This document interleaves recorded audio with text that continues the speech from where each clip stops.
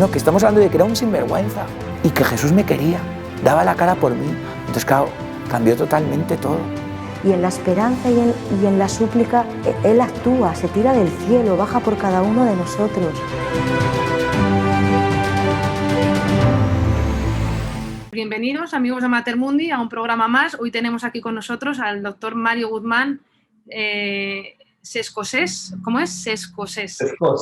Sescos, que es profesor de psicología en el Trinity Christian College y es además psicólogo clínico, autor de libros Lucas 24 y La transformación del adolescente. Además, tiene varios artículos científicos publicados. Bueno, como profesor publicas en diferentes revistas y además eres padre de familia, tienes 3 hijos y estás casado hace ya 16 años. Tanto tu trabajo como profesor, como psicólogo y como escritor, así como la paternidad, ¿no?, y el matrimonio, son ejes centrales de tu apostolado, ¿no? Y hoy, bueno, te quería dar las gracias por estar aquí, lo primero de todo. Al contrario, Alba, es un placer estar contigo y estar con tu audiencia. Aprovecho para felicitarte y felicitar a todo el equipo de Mater Mundi por la hermosa labor que están haciendo difundiendo todos estos contenidos. Muy bien, pues quería preguntarte como primer punto de partida, ¿cómo se evangeliza de alguna manera o cómo tú has educado en la fe a tus hijos en el contexto de que eres conocedor de este mundo educativo, ¿no?, y que eres experto en adolescentes? ¿Cómo has puesto ese conocimiento al servicio pues también de tu familia? Luego iremos con lo del libro, ¿no?, también, con tu libro. Claro que sí, Alba. Fíjate que es una pregunta muy interesante la que me haces, Alba, porque sin duda estamos viviendo en una época histórica y cultural que representa un desafío para cualquiera que quiera vivir su fe de manera integral, de manera comprometida, ¿no? Tenemos por un lado la sociedad, la cultura, los medios de comunicación, las redes sociales, diciéndonos: tú no necesitas a Dios.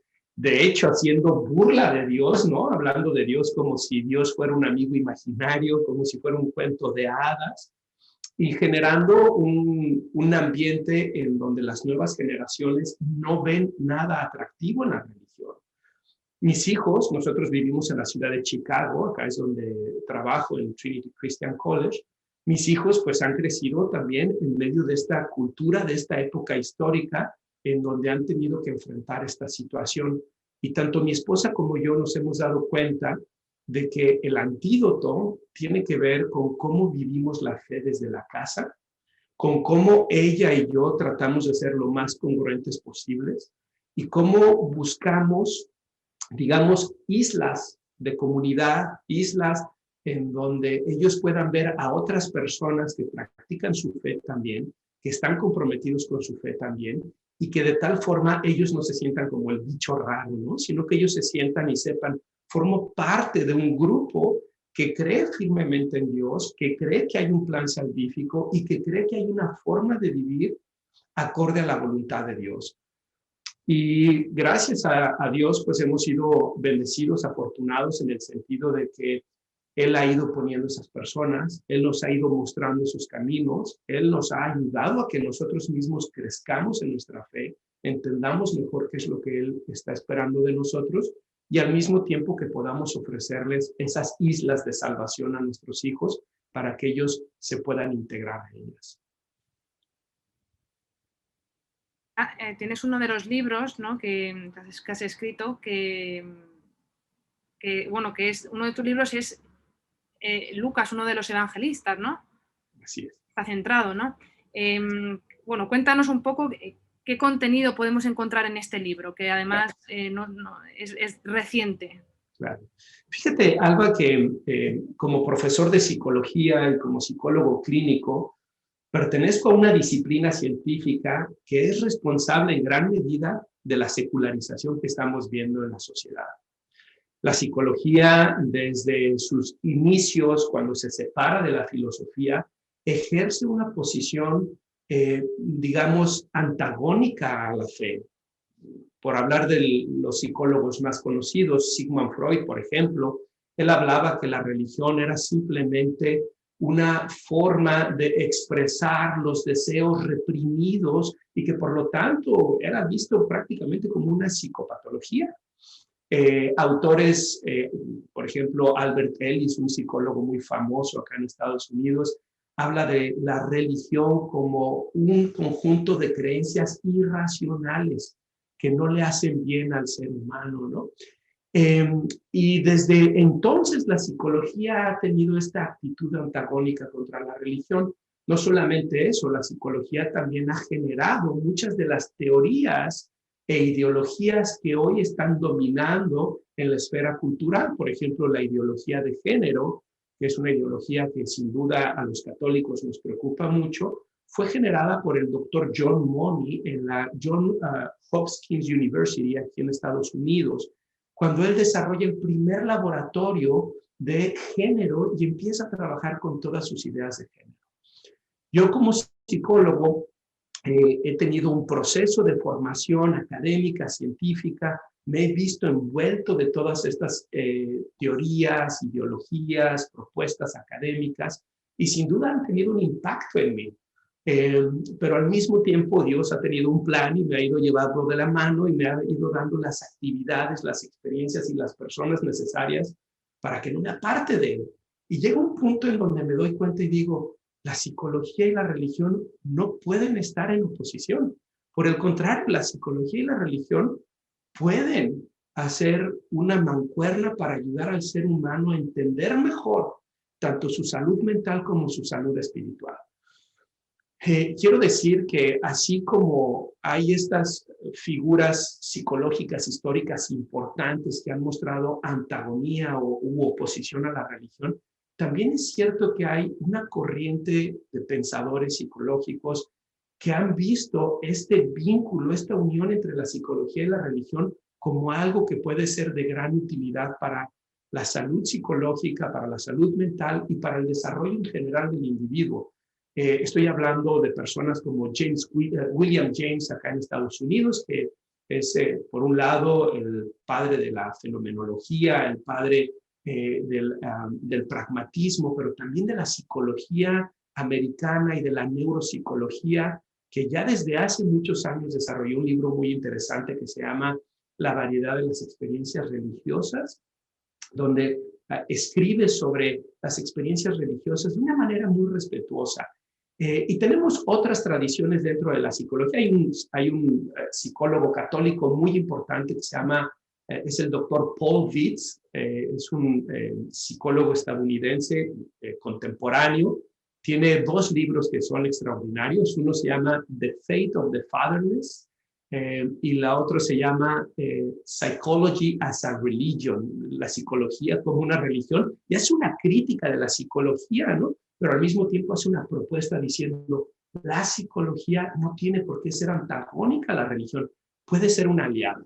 Entonces, teniendo en cuenta esto y al mismo tiempo teniendo en cuenta mi fe, mi experiencia religiosa, mi vida diaria de la fe, me quedé pensando en cómo podía yo de alguna manera contribuir o de alguna manera presentar esto a la audiencia que no es especializada, a la audiencia que no son necesariamente psicólogos, sino a la audiencia que está en una búsqueda genuina y honesta de Dios, del sentido en la vida.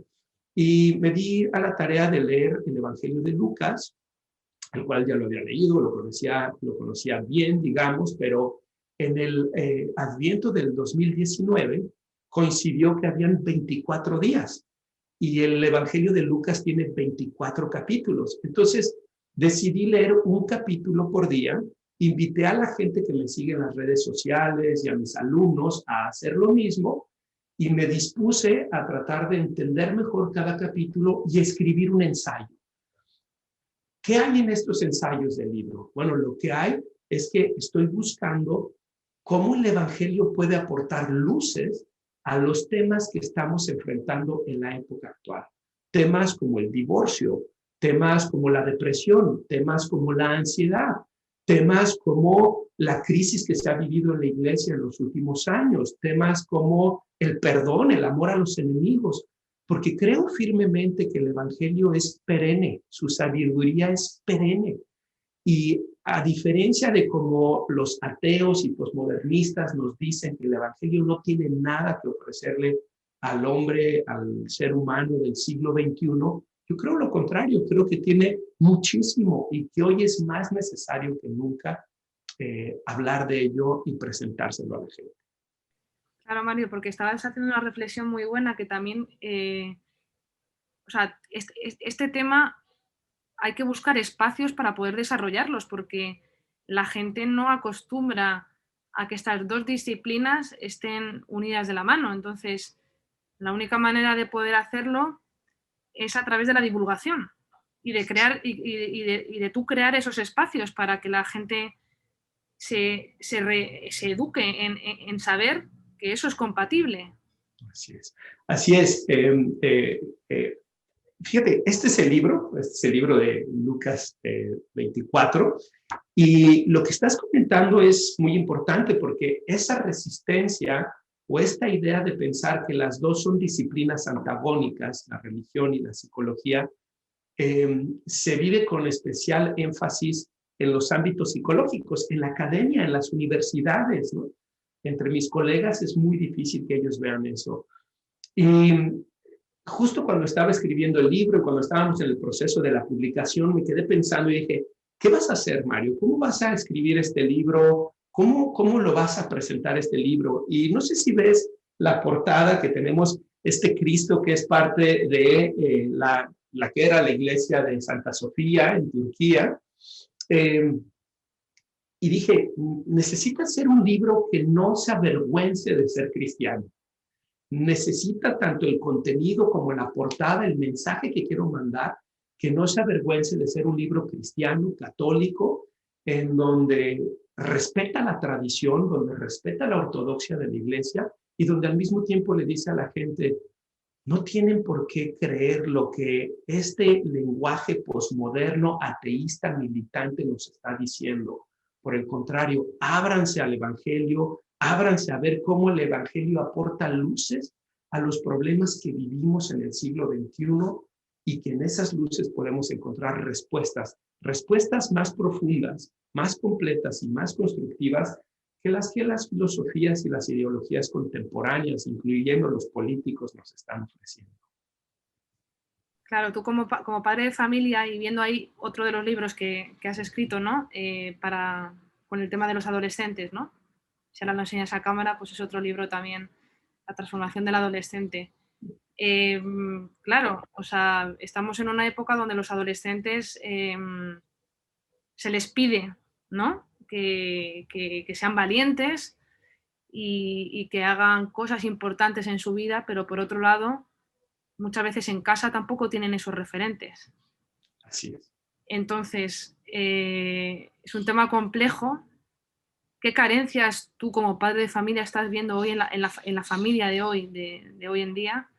¿Qué carencias estás viendo tú a nivel de espirituales, a nivel sociales, que debemos aportar nosotros también como sociedad, como católicos, ¿no? Sí. Alba, que este libro de la transformación del adolescente tiene, digamos, tiene una narrativa distinta, es una narrativa más académica, es una narrativa que está dirigido para padres, pero también para colegas, profesores, que trabajan con adolescentes, con psicólogos, etcétera, con la intención de ayudarles a entender que la adolescencia, o ayudarles a ver que la adolescencia es en realidad una época de oportunidad. Una época en donde los chicos pueden desarrollar sus talentos.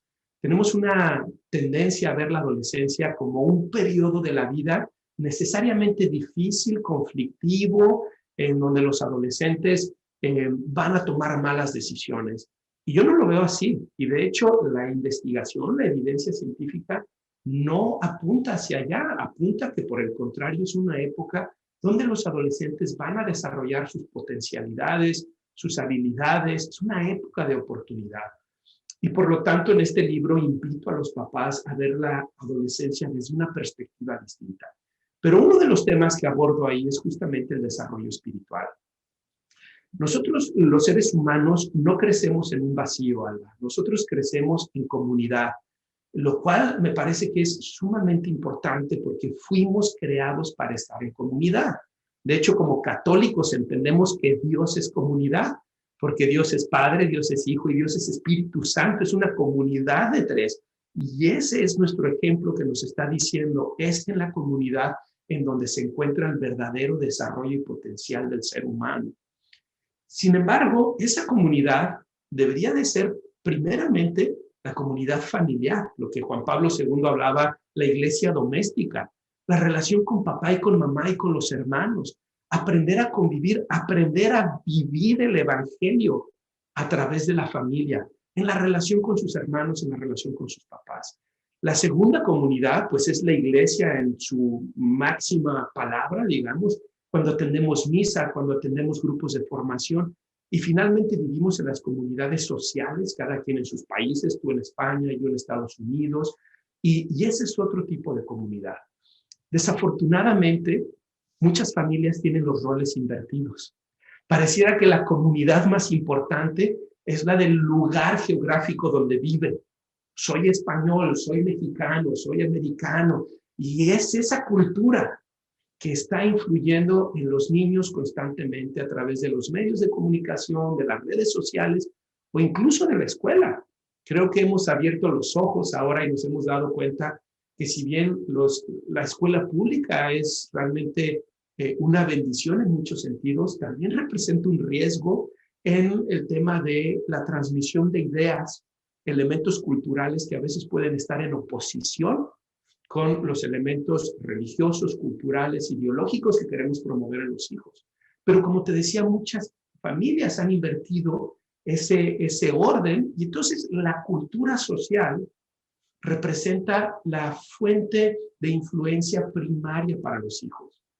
Después, probablemente la iglesia, si es que van los domingos a misa, ¿verdad? Y después se van a tomar algo por allí.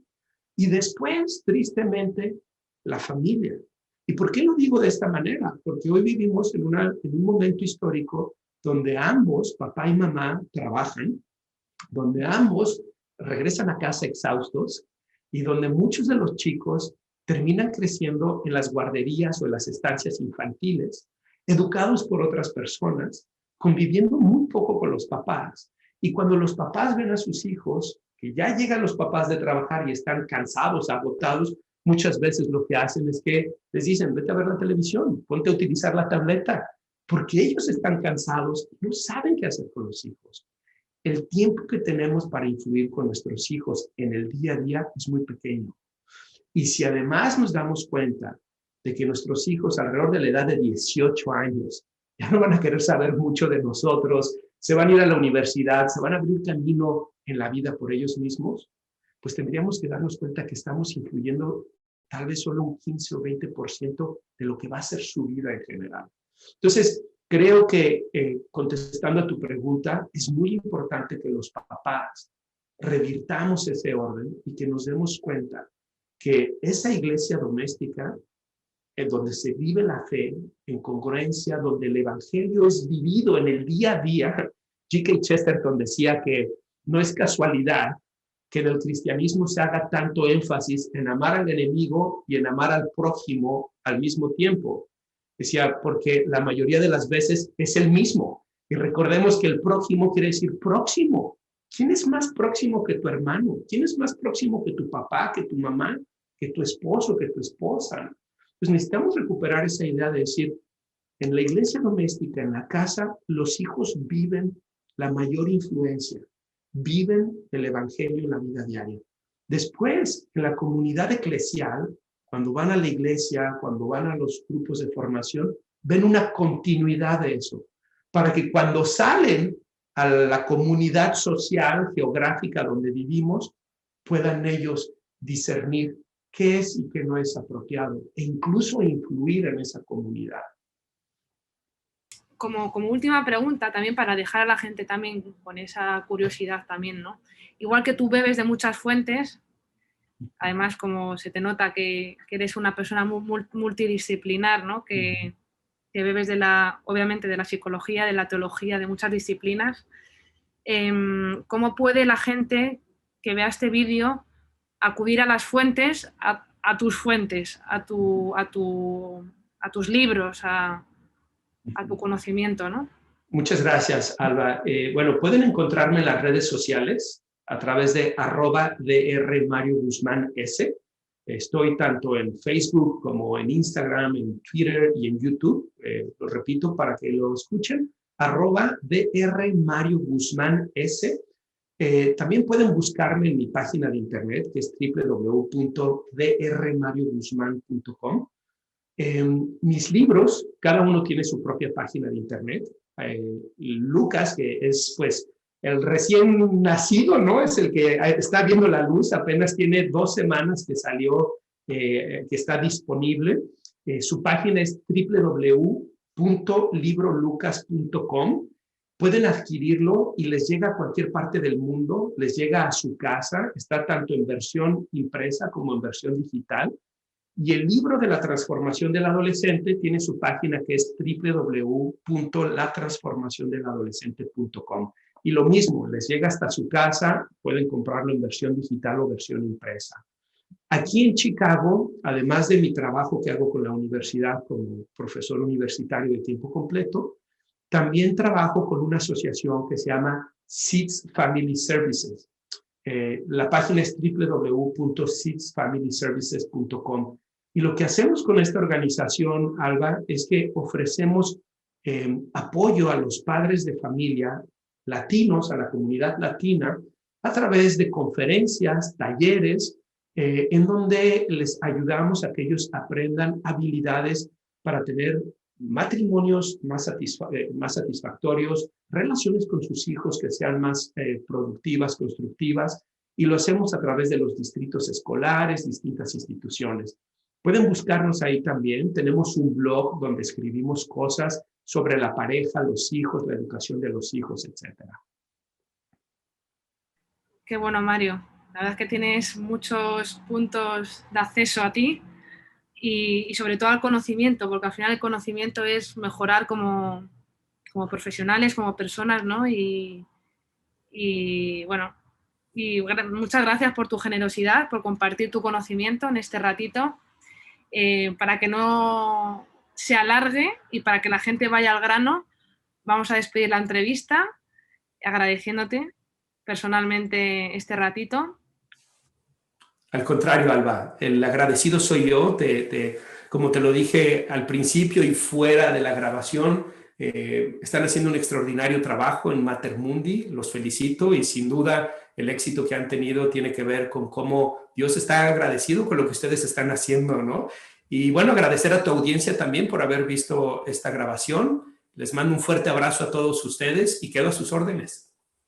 Pues vamos a despedir la entrevista. Muchísimas gracias a ti, Mario, y a los que nos ven. Nos van a ver en diferido. Gracias por estar en un programa más. Esperamos que este vídeo de Mario, pues bueno, llegue a muchas personas por estos medios y que podáis acceder a toda esta información valiosa de la que hoy nos ha hecho partícipe Mario, porque al final el tener más conocimiento es tener más posibilidades en la vida de seguir mejorando y de seguir acercándonos más, ¿no?, a esa esperanza.